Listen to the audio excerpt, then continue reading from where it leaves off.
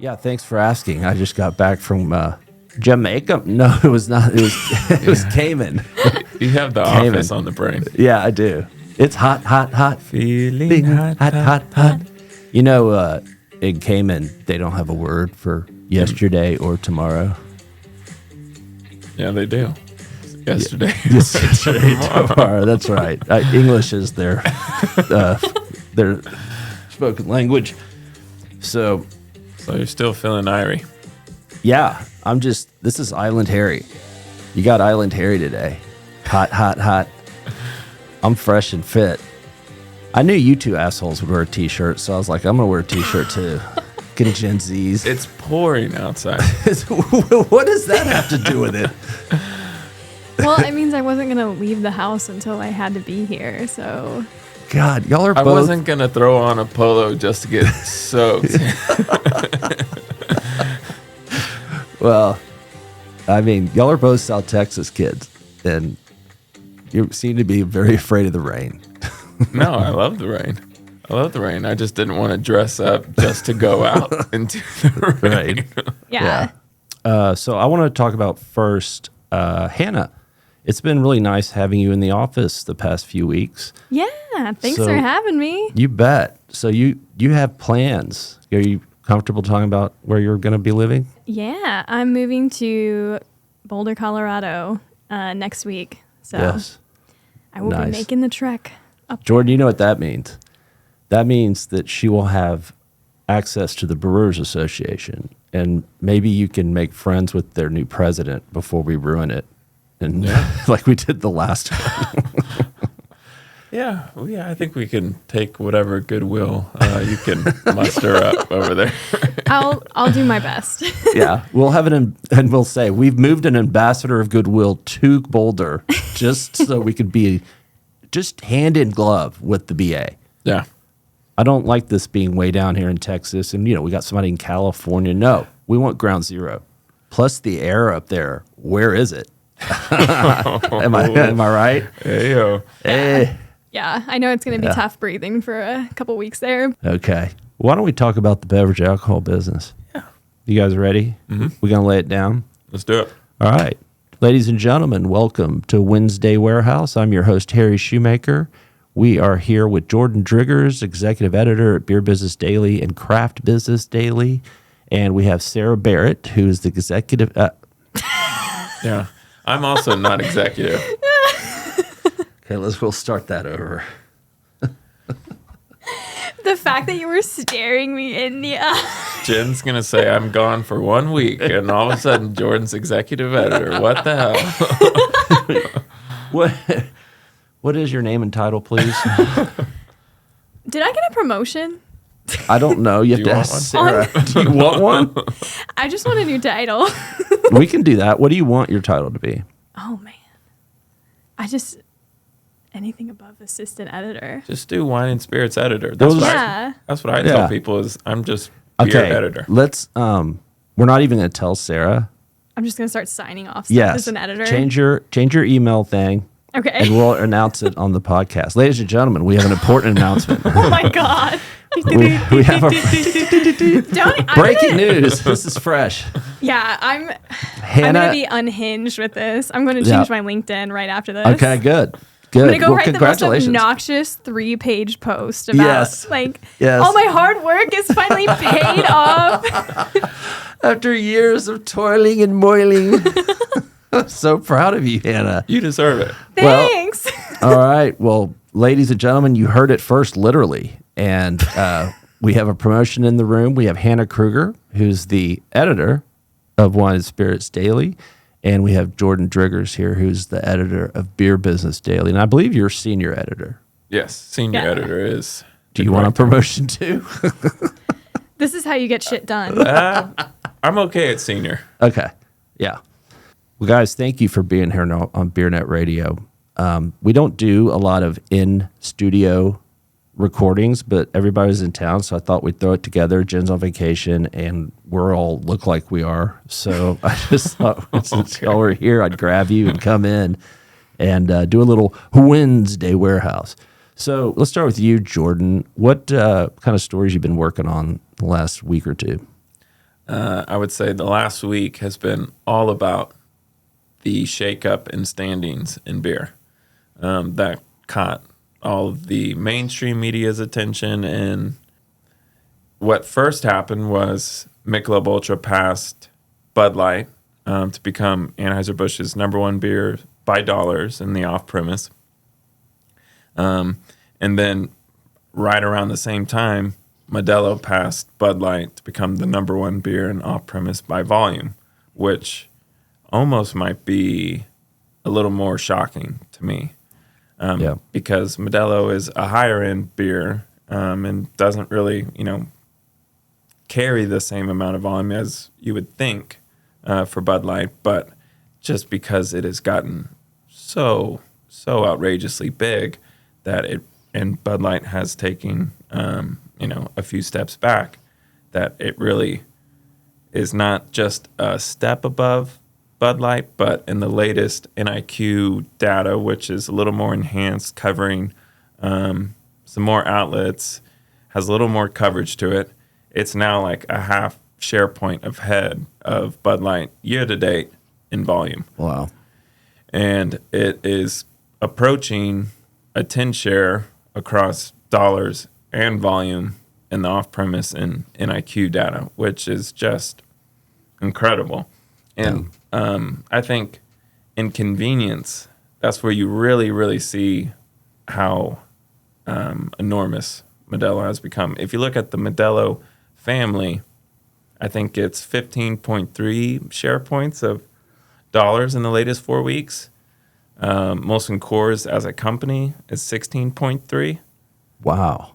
So the Damn. Modelo family in convenience is almost as big as Molson Coors as a company.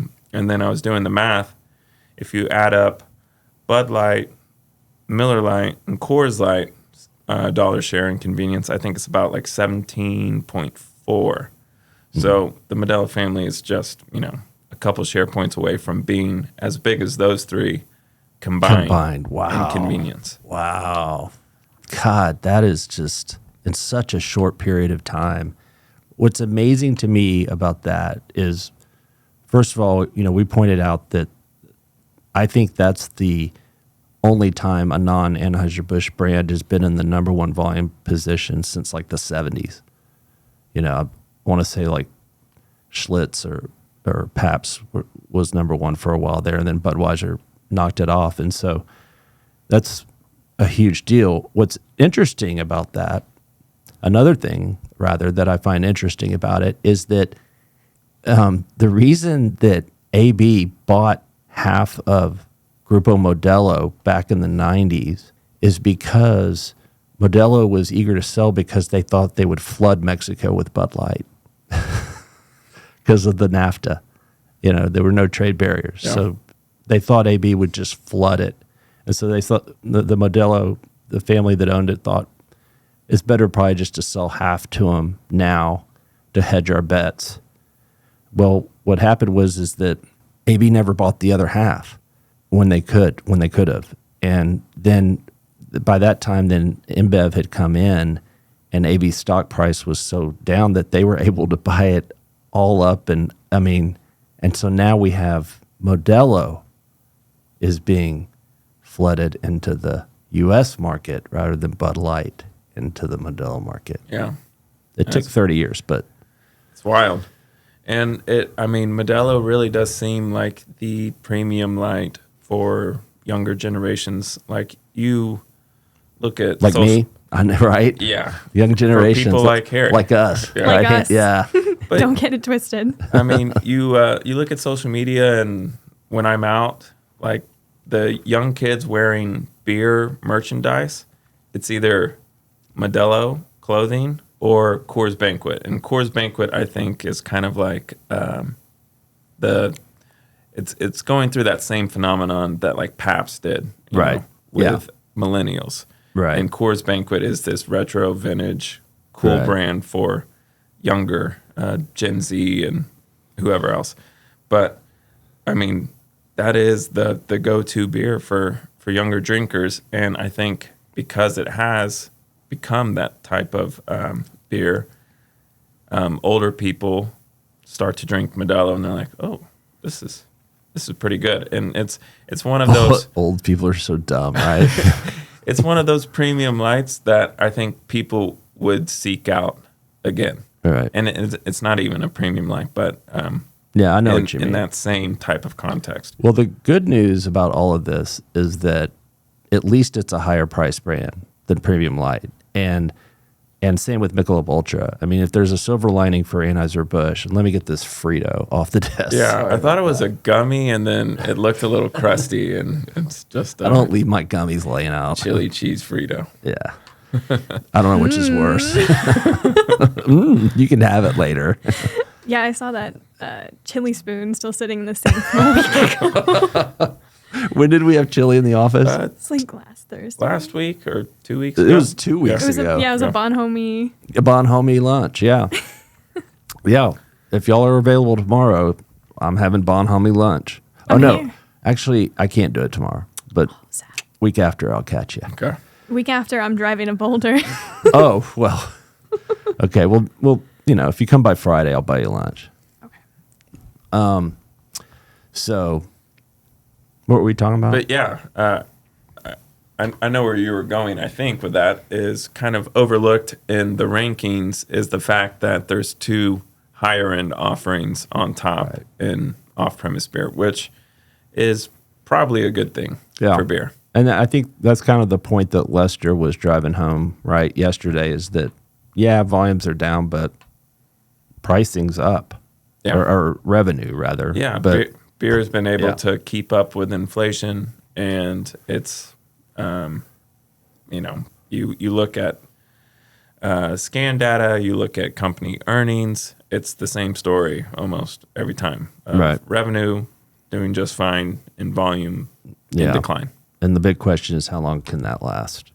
The pricing hasn't gone up at all this year compared to like $1.30, $1.50 last year a case. So it's clear that pricing power is non-existent at the moment in the beer industry. However, people are still trading up. So mix shift is still going up, but not a lot of top line. Yeah. Yep. All right. Well, Hannah, what have you been writing on recently? Well, today news broke that Vintage Wine Estates is filing for Chapter 11. And so today I was kind of working on a sort of a timeline overview of what has led to this moment, I guess. Right. Yeah. So let me just first start by saying Vintage Wine Estates has been kind of a shit show for a while. Like there's always something going on. Like they just never get their numbers right. And let me tell you, running a winery is complex compared to compared to beer and spirits. It's because you have to source especially when there's the name vintage in your name. Like you have to keep track of all that bullshit. And so I know it's hard, but I remember they kept getting sued because their numbers weren't adding up or something. So what did you find? Well, so they went public in early 2021. And so I'm kind of getting a good sense, at least from that point. And I mean, their first few year of earnings were just out the wazoo. They're like revenues are up 70%, 33%, 60%, like just these huge numbers. So smooth sailing from there. Exactly 2 years later, Pat Roney steps down, and then things kind of start turning. That's when you're getting, they had to restate their I think it was their Q1 earnings that year. Right. Yeah, I remember that. Yeah, it came back to the table a few months later and reported like 3 quarters at once because they were having to go back and retroactively redo the numbers. That's never a good look on the NASDAQ. Yeah. And I cannot remember if it was that call or maybe the next one, but there was even the day that I hopped on to listen to my little earnings call. They're on the West Coast, so it's at the end of the day. And I'm waiting for 20 minutes, and then all of a sudden the operator comes on and says, actually, we're not going to do this today. Wow. We'll come back. Wow. We were all together. We were at the Hayden, and Hannah was like, yeah, well, I was supposed to cover this earnings call today, but they just canceled it. And I was like, Wait, what? Yeah. That's never happened to me. Has that ever happened? No. I've never heard of that. I mean, that's bad. Well, I mean, a publicly traded company declaring bankruptcy is rare. Like, that's bad. And I mean, obviously, I think what was happening, he was talking about how his sales were going up, but he wasn't talking about organic sales. I mean, I think he just kept buying more wineries and just adding debt. And, you know, now interest rates have gone up and they're probably in a hole. Yeah. Yeah. They discussed at different points, like, our strategy is to kind of do like 50-50 organic, inorganic growth. But I don't know how that worked out. And they were very vocal about, like, we're going to do 2 to 3 acquisitions every single year. And they did that for like 10 years before they went public and then stayed on that track. And then the train stopped because wine quit growing. And, and you know, Josh. Yeah. Yeah. Yeah. Once they went back to the drawing board over the course of like 2023, the results they were reporting were pretty much in line with other public wine companies, or, you know, a little bit worse, but you know, low single digits down, you know, maybe down 12%, 6%. So yeah, I don't want to speculate too much, but I'm like wondering what was going on in the room when they were reporting in the year prior. And Right. Though it's really hard to be a wine company and be publicly traded at the same time. I mean, Constellation learned that. They had such a hard time until they became a beer company, because beer sales are just so stable, and wine is less, everybody knows, less brand loyal, and, you know, market shares can go up and down, and it's hard to build a brand in that business and bank on it. And yeah, public company, wine business, don't do it, kids. no, don't do it. Well, Be like the Gallows. Why can't we all just be like Gallo? I know, because it's like the expectation of delivering quarterly growth is just not realistic in the wine business. Like, Right. I mean, it's so weighted towards the back half of the year, and harvest is so different every year. Right. And, I mean, you're just working with a completely different business. Right.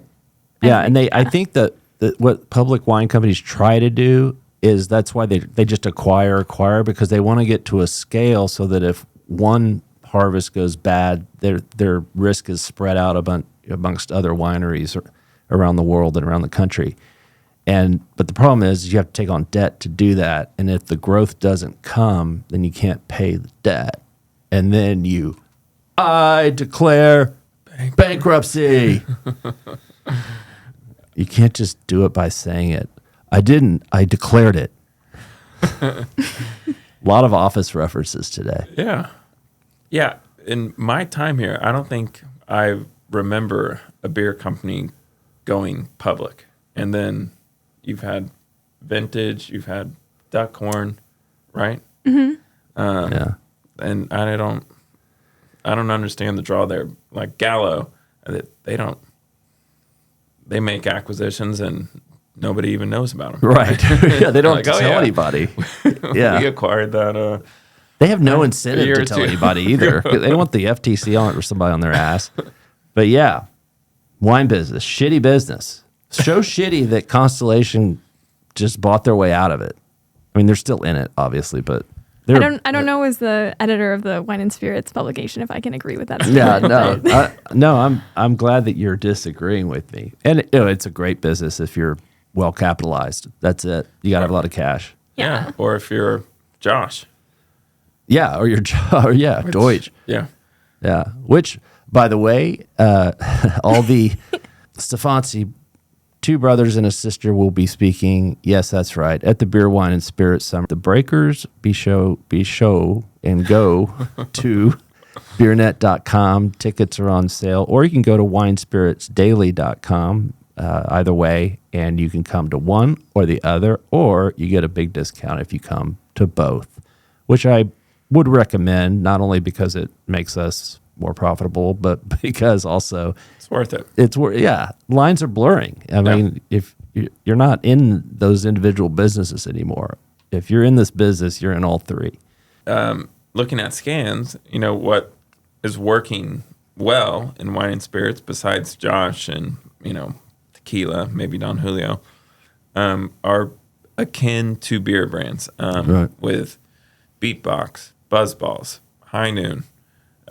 Those are driving a lot of the growth, and a lot of them are carried by beer distributors or could be carried by beer distributors.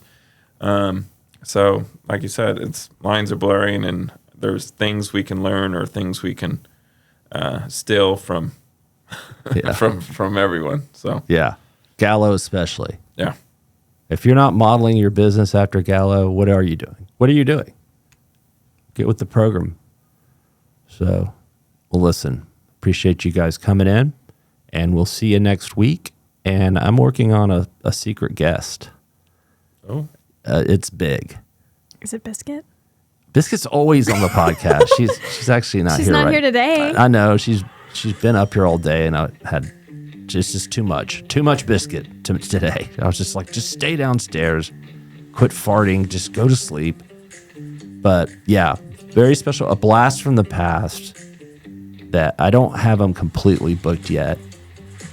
Well, also Hulk Hogan wants to come on, but that's a different story. Listen, I'd like to sit around here bullshit with you two all day. But we've got work to do. So we'll see you next time, and thanks for listening.